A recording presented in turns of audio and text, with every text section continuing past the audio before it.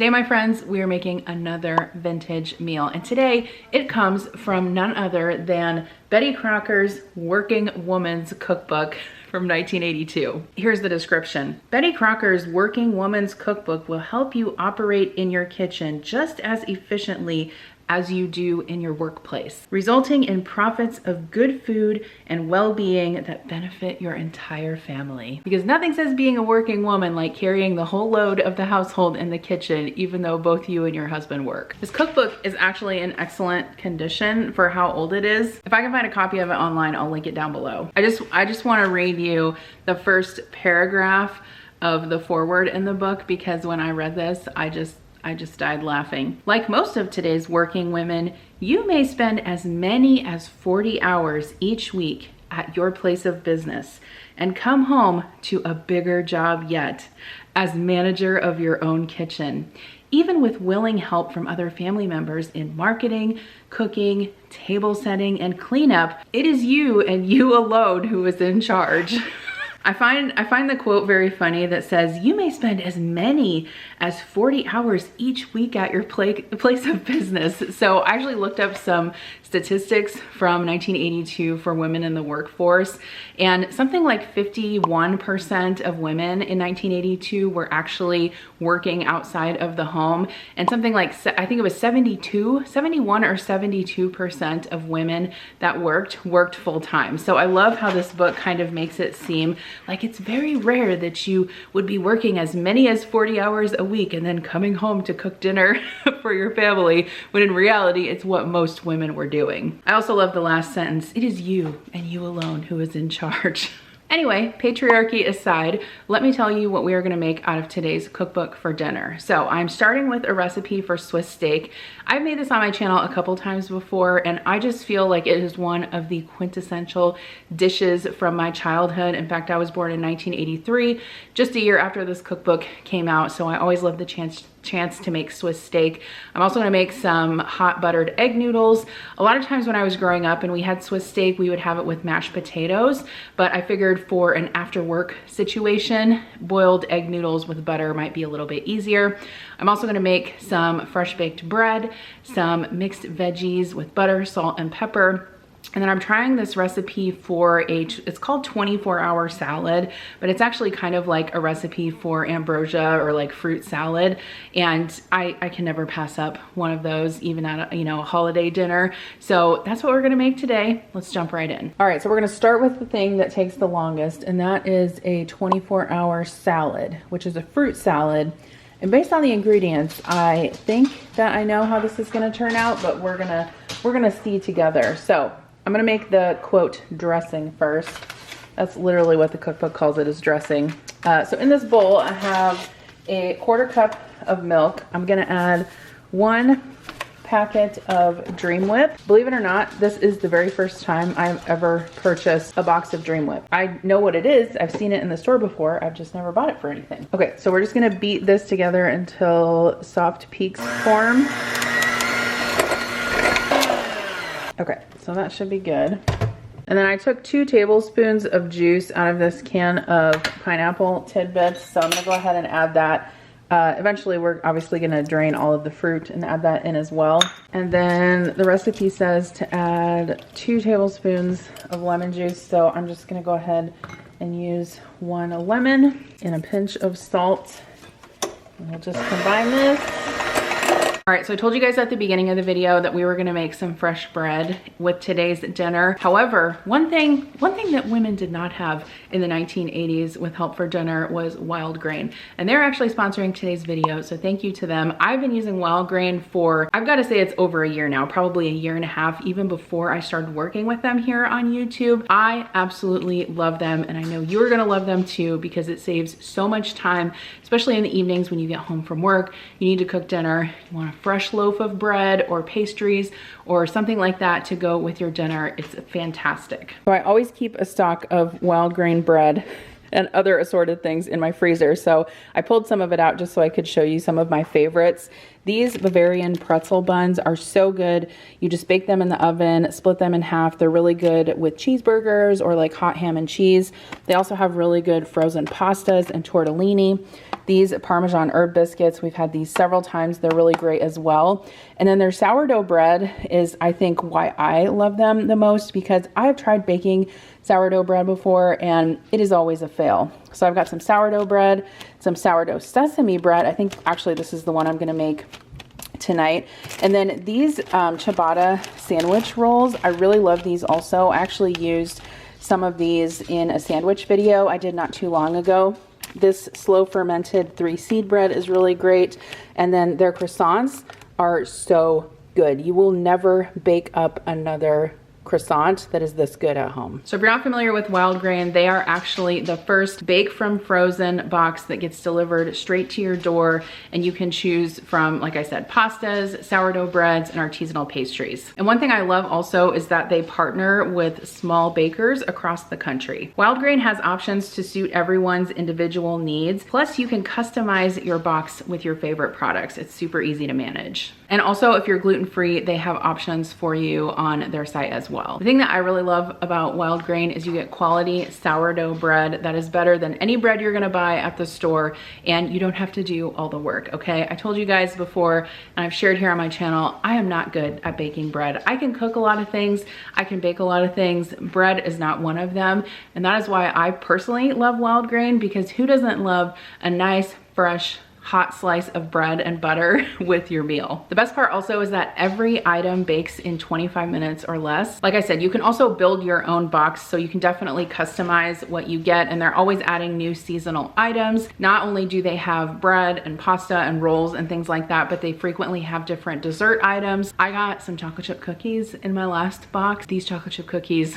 are the best. They bake up so perfect. They're nice and big. My kids love them. So if you want to try out Wild Grain, I promise you're gonna love it. You can actually get $30 off your first box. Yes, $30. Plus you're gonna get free croissants for life. So when they send you a box, you're gonna get free croissants that are delicious. My kids love those also. Just go to wildgrain.com/Jen Chapin and use code Jen Chapin to grab your awesome discount, $30 off your first box. Plus you're gonna get free croissants for life. I really hope you guys check it out. It is an awesome accompaniment to your weeknight dinners that makes your life so much easier. So we'll add our fruit, 1 can of pineapple. I don't need all of these mandarin oranges, so I'm just gonna add about 2/3. And then 1 can of tart red cherries. This is what the can looks like if you've never purchased these before. All right, and then I added a can of apricot halves and a cup of marshmallows. More than a cup. Plus whatever spills. Yeah. I feel like I thought there was gonna be more dressing. Yeah, that looks pretty good. I mean, maybe that's what the 24-hour deal is that you let it sit and it like goops itself up. Goops itself up. That's the technical term. Okay, so I'm gonna go ahead and cover this up and put it in the fridge. It says to refrigerate for 12 hours, but we don't have 12 hours, so probably like 3 hours is gonna have to work. So here's what I've got. I've got a can of whole peeled tomatoes, 3 cloves of garlic, some sliced green pepper, 1 probably like about medium onion that I sliced.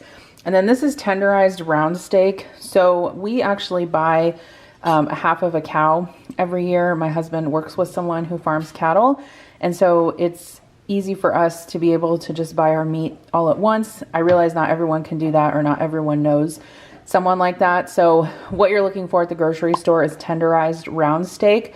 I did go ahead and cut this up because it was in like big pieces, but I wanted to cut it into individual sized serving pieces. And if you've never used this before, it's basically, they run it through this machine that kind of like, yeah, it like tenderizes the meat. I know what I'm trying to say, but I can't.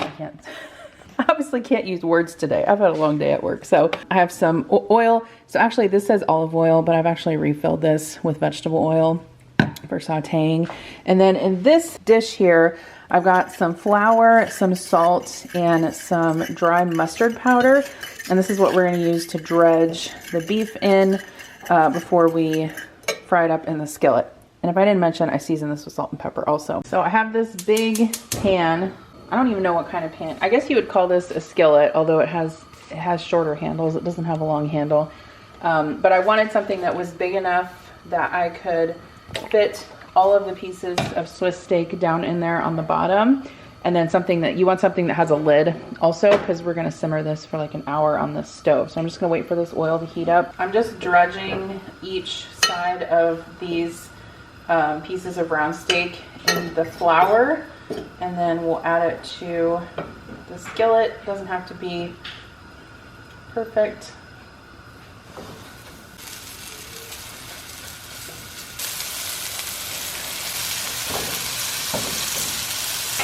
So at this point, we don't want to cook these through. We're basically just trying to brown the steaks on both sides. So I'm going to go ahead and check these and turn them over.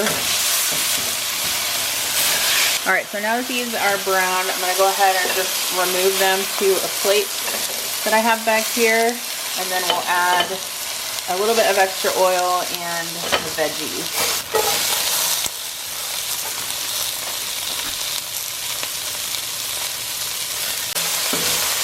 Okay, and then you can totally mince your garlic with a knife if you want, but I prefer to use a garlic press. This one is by Oxo, so I can link it down below. It is fantastic.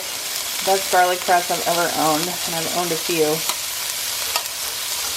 Okay, so I don't need to cook these veggies all the way because we're gonna simmer this for quite a bit. So I'm gonna add 1 cup of water.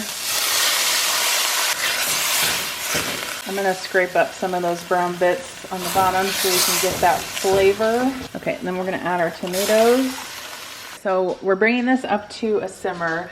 I'm just gonna go ahead and add my beef back in. Just kind of nestle it down in the tomatoes and the water and the onions and the peppers and the garlic. And then always make sure, like if you're resting your beef or chicken or whatever, you have the juices on here that they rested in. Make sure you don't waste those. So that's basically it. This is gonna simmer for about an hour.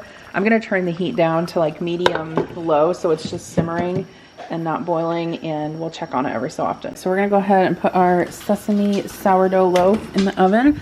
You just put it right directly on the rack. You don't need a pan or anything, that way it stays crispy on the outside. Okay, we're gonna cook our egg noodles. I always add a good bit of salt to the water when I cook these, because especially with buttered egg noodles, you're gonna eat them plain with butter, so you want them to have some decent flavor. So I also forgot to mention that Wild Grain has butter that you can get in your box, and I'm gonna use some on my egg noodles. This butter is the best butter that I've ever had. We're also gonna use some on our bread tonight. I'm just gonna throw some butter in there, stir this around, cover it up, and let everything melt. Okay, so follow the directions on the package, but after this comes out of the oven, you do need to let it rest on a baking sheet to finish the baking process. And then just make sure you have a really sharp serrated knife and be careful.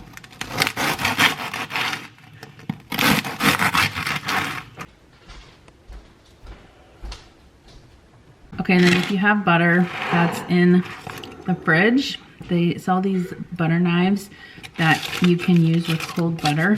You just like scrape it like that, and the butter comes out, and then you can spread it easier on your bread. Okay, so this is done. I think I simmered it for probably like an hour and 20 minutes. I'm not sure it's gonna be as tender as it normally is when I bake it. Did you try it yet? Nope. All right, so I got my noodles on the plate.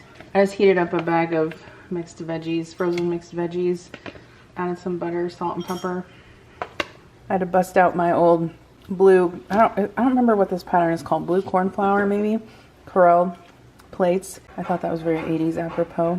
Okay, let's try the Swiss steak. It's actually more tender than I thought it was gonna be.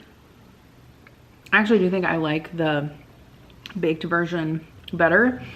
To me, it's more beef flavored, whereas this one has a tomato flavor, which is okay, it's still good. And this bread, is there anything better than bread with butter? I don't think so. I've tried a lot of the wild grain breads, and honestly, I've had the plain sourdough a lot, but honestly, I think the sesame sourdough I like better. It has that nice like toasty sesame crunch on the outside. So our fruit salad, yummy yummy, has been in the fridge for a little under 4 hours at this point. I'm gonna put a little of it into a bowl just so we can do a tiny taste test here. Actually did not get the fruit salad out with the meal because we had too much food anyway. Okay, you know what? That's good.